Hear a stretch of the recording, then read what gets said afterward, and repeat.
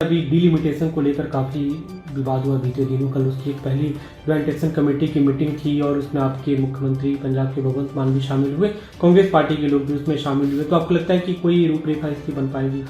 देखिए, डिलिमिटेशन का मुद्दा बहुत गंभीर है। भारत एक संघीय ढांचे का देश है जिसमें फेडरल स्ट्रक्चर है और राज्यों के अपने अधिकार हैं, राज्यों की अपनी स्वतंत्रता है, राज्यों के अपने फैसले लेने के लिए संविधान के तहत दिए गए तमाम आर्टिकल्स हैं।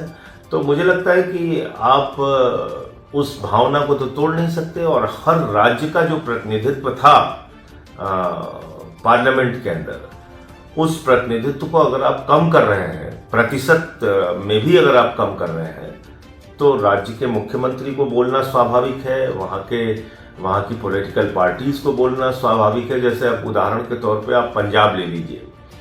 पंजाब में आज की तारीख में संसद के अंदर हमारा जो प्रतिनिधित्व है वो 2.4% है, लेकिन अगर इसको नए डिलिमिटेशन के फॉर्मूले के तहत देखा जाएगा, जो अभी तक खबरें आ रही हैं, उसमें हमारा प्रतिनिधित्व पंजाब का बचेगा मात्र 2.1%। तो कोई राज्य का मुख्यमंत्री या कोई राजनीतिक दल ऐसे कैसे तैयार हो जाएगा, या किसी राज्य की जनता ही क्यों तैयार हो जाएगी?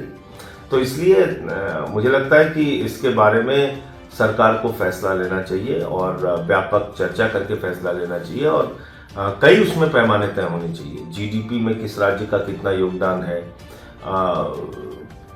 तमाम पैमाने बनाए जाए और तब उसके हिसाब से उसका प्रतिनिधित्व। बीजेपी से लेकर कह रही है खासतौर पर, अगर आप आबादी को ही आधार एक बना लेंगे तो इसमें तो साउथ के राज्यों ने जिन्होंने जनसंख्या नियंत्रण किया वो उसके विक्टिम हो जाएंगे।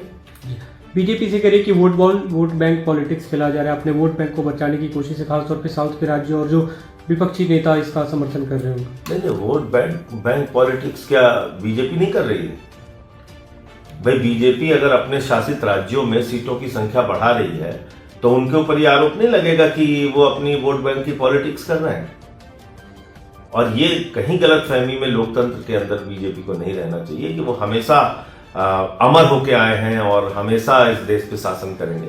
कल को हो सकता है दूसरी पार्टियां सत्ता में आए, तो आप ये बर्दाश्त करेंगे कि एक तरफा उनका मैंडेट हो, उनका जनादेश हो, उनके पक्ष में सीटें हो?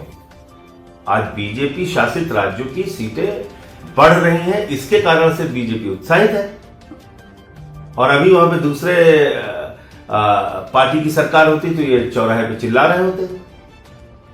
तो इसलिए ये ऐसे आरोप प्रत्यारोप से काम नहीं चलेगा। आप बातचीत कीजिए टेबल पे बैठ के और बताइए कि आपके पास क्या फॉर्मूला है कि राज्यों का प्रतिनिधित्व बरकरार रहेगा।